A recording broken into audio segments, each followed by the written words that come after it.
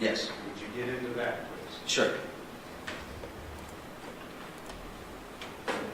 So this first frame, I think, is a really important frame to start on. This is a moment in time that kind of caused the event to happen. And let's break it down. So right here we've got, I think, you see it there in the top left-hand corner, the front wheels.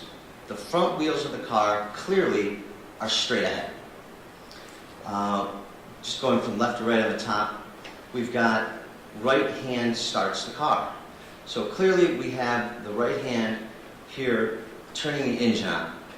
And then go up to the top there again, front steps of the residence.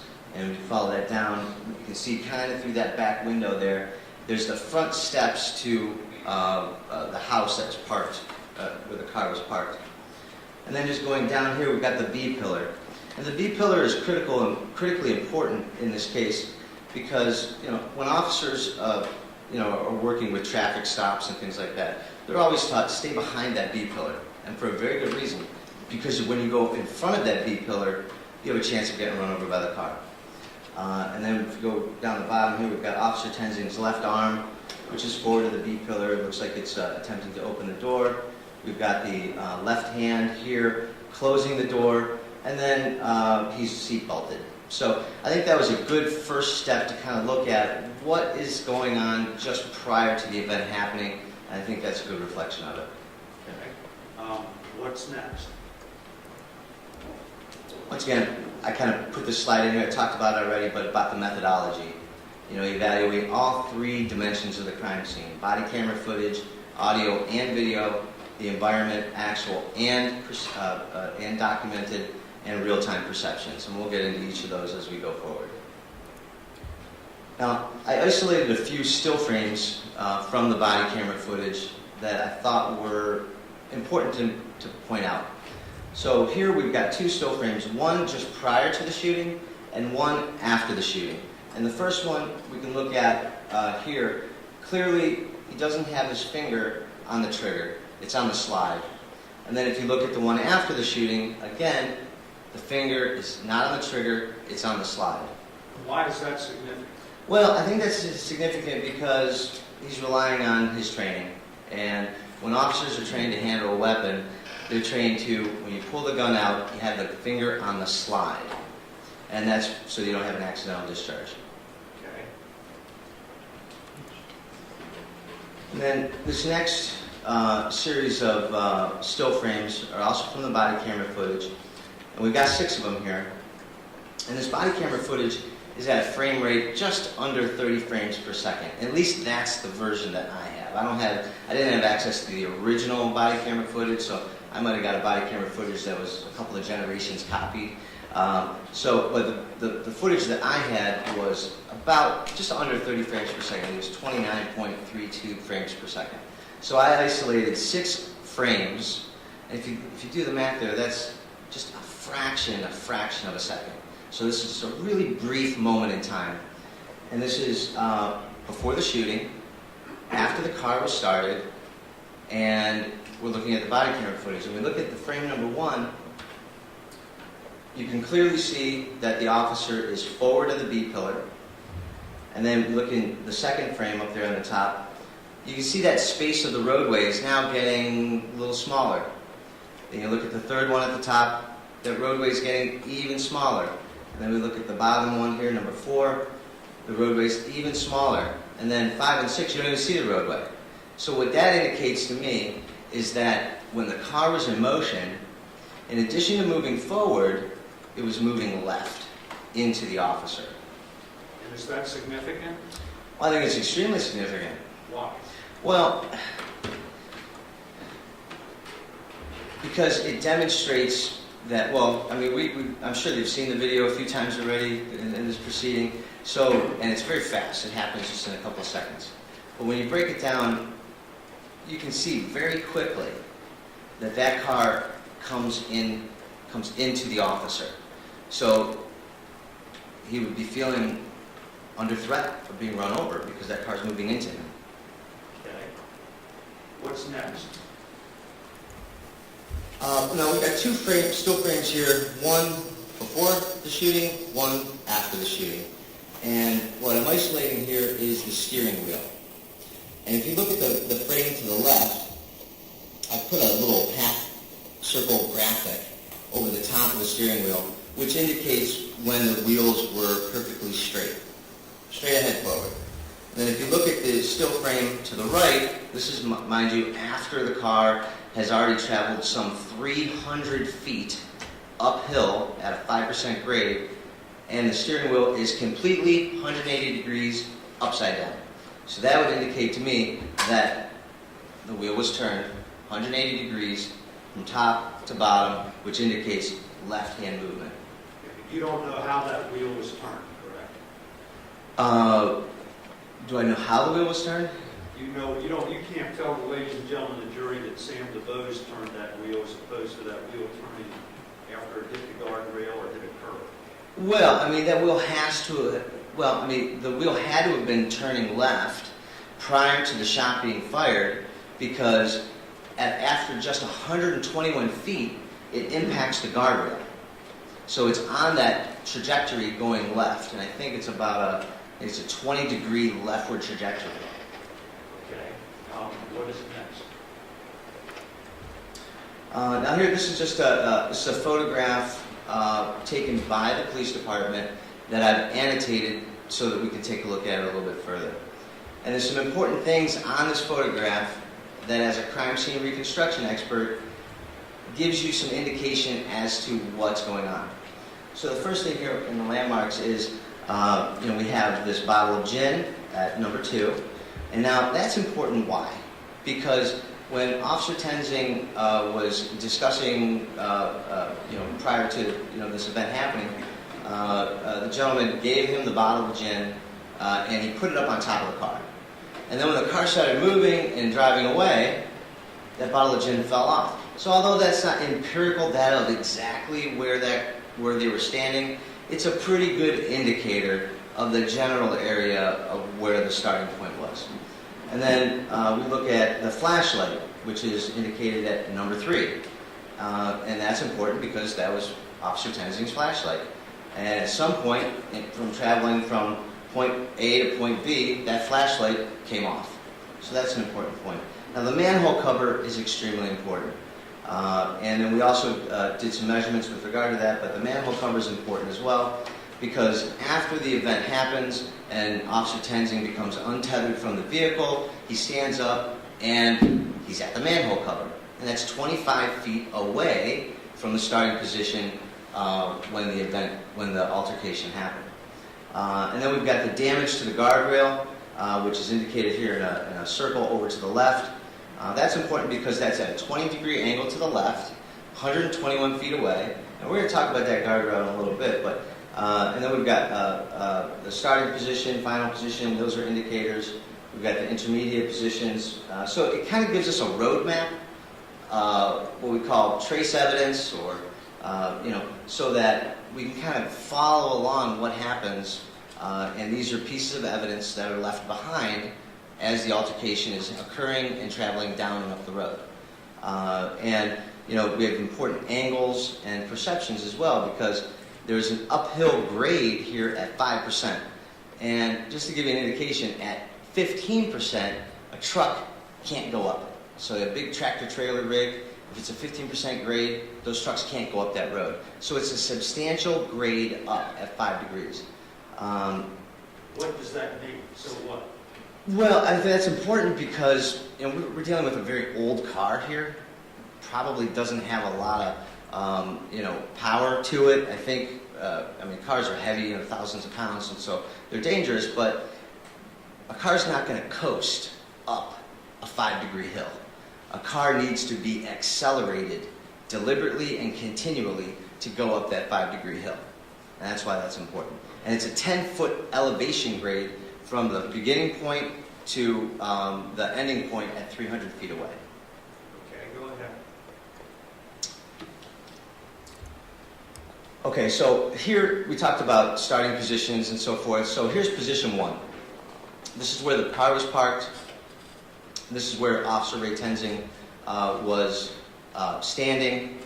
And this is important because it gives you that relationship to those front stairs that we talked about in that first frame and the driveway right there.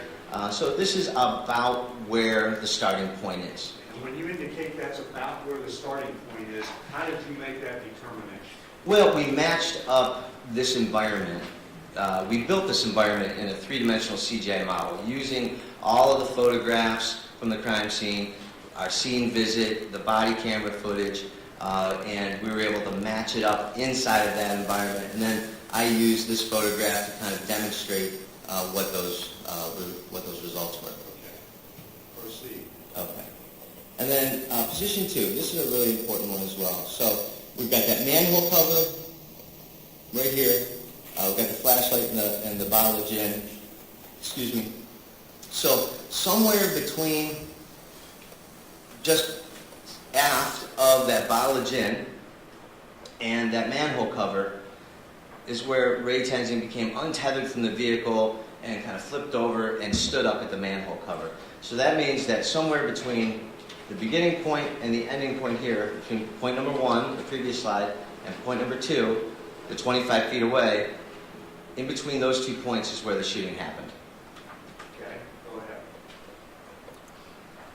And then position 3, we're back at that guardrail.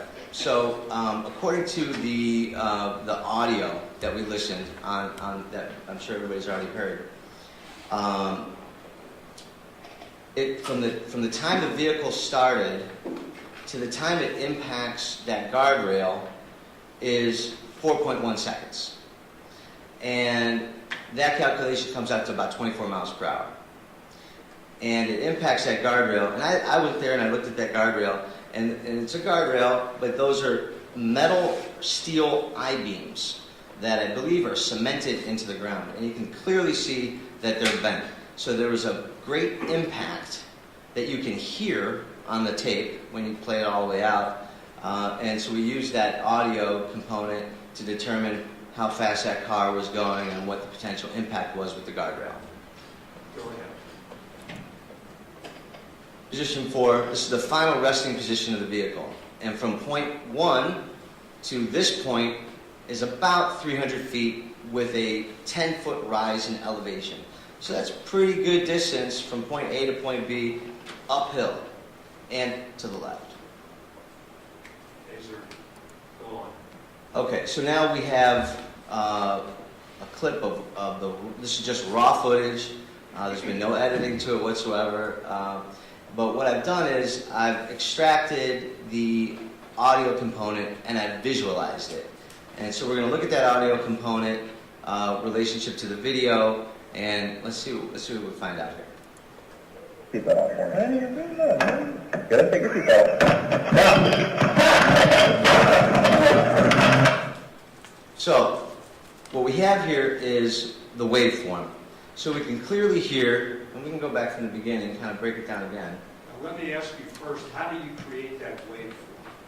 Well, I mean, it's a very simple process. We have a program called After Effects where you can drop in a piece of video and it automatically identifies the audio track. And you can separate that audio track from the video file and then turn it into a waveform. And it's nothing I do, it's not magic, it's very, very simple. Anybody can do it. If you have a Mac at home, you can do it at home. And you just extract that out, and it visualizes it, and then it gives you some indications of what's going on from an audio component. So it's a very common sense approach, a very tactile thing, and you just use common sense when you're looking at these kind of things. It isn't rocket science. You really rely upon your instincts and common sense. So if we look at it from the beginning again, and I'll stop it at a few points. So we're gonna play it. Take your seatbelt off, man. You're doing that, man. Okay, so now this first audio is when that door kind of claps shut. Good, take your seatbelt. And then you hear the car start, so we know the engine's starting now.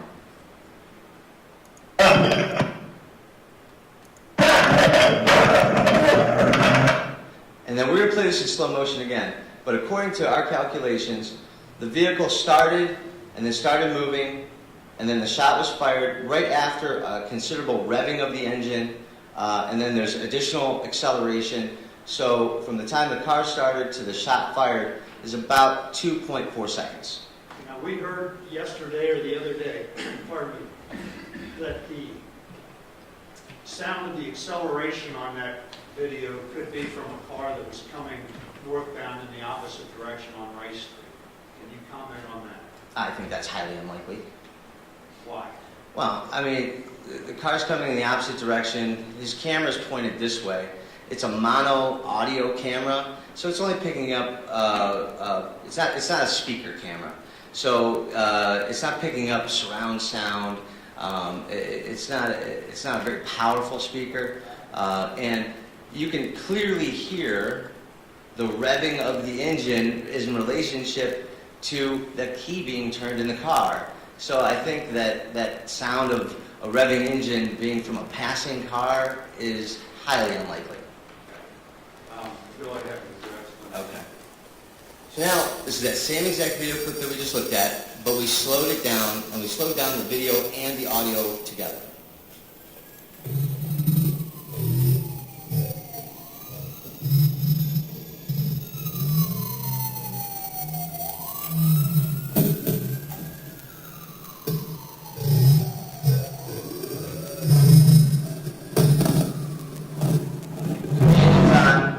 Vehicle's now moving. That's a heavy rev of that engine. Acceleration, shot fired. And then he's hanging onto the car and falls off.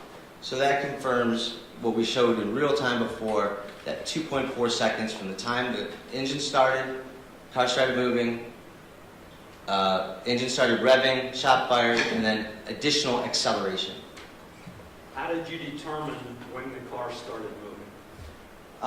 Well, hold on. We can take a look at that. Let me just get to that point here. So here we've got the vehicle started.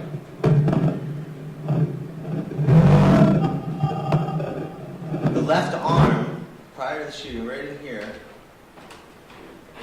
you can see that after he turns the vehicle on, watch the right arm, and you hear that heavy revving of the engine. So that car's in gear now.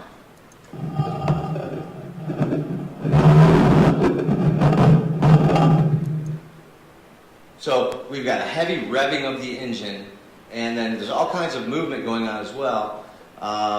Apart from his camera, because he's moving like this. He's got his arm stuck his left arm stuck all the way into the vehicle. And then we looked at those still frames before, prior to the shooting, which indicated that that car was moving left into him.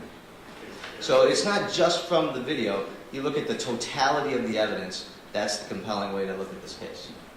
And when you say the car was moving to the left, it was also moving forward? Correct, forward and to the left. And I think, there's also something else that you don't see on the video, and that's what you feel. And we've all driven cars, right? So you can use your common sense, your everyday knowledge for this kind of a test. When a car turns on, what happens? It vibrates. And you can feel the car. And when a car goes in to drive, there's that little lurch, right? We all know that. There's that little lurch. And then when you're revving the engine, there's all this potential energy with the vehicle. So even if the car's not accelerated at top speed yet, it's going to get there. You feel it. There's momentum, there's potential energy, and that car is going to start moving down the road. So it's part of that real-time approach to it. You just have to use your common sense about it, because if you're ever standing outside of a car and it turns on and you put it into drive, you can feel it moving before you can see it moving. Obviously, the camera does not, correct? Right, yeah, the camera's giving you a kind of a flat view of it. What did you do next? Well, the next slide just kind of recapitulates what we talked about. That we isolated a clip that was about 8 seconds long, and we indicated here that the vehicle was started at 3 seconds, .58, The vehicle started moving shortly thereafter at 3.92. The vehicle engine revs and accelerates at a high rate of at a high RPM at about 5.79 seconds, and the shot was fired at 6.13 seconds. And then you just do the subtraction there, and that's about 2.4 seconds passed from the start of the engine, vehicle moving, acceleration, and the shot being fired. Okay. Do you have more of your Yeah. presentation? We isolated another still frame where we've got down here in the lower right-hand side. Those are the boots, I believe, of Officer Tenzing, and this is as he's falling down. You can see his boots in relationship to that back tire, within inches of it, which confirms the idea. I did an experiment back at my office in LA, where I took a vehicle and I set up my forensic mannequin next to it in front of the Objection, Your Honor. Sustained. Mr. Roeder, were you able, in your examination of this video and everything else you did, to make any determination as to how far that vehicle was removed prior to the gunshot being fired? I believe we determined it was between 5 and 7 feet. Okay. And were you able to determine any kind of rate of speed?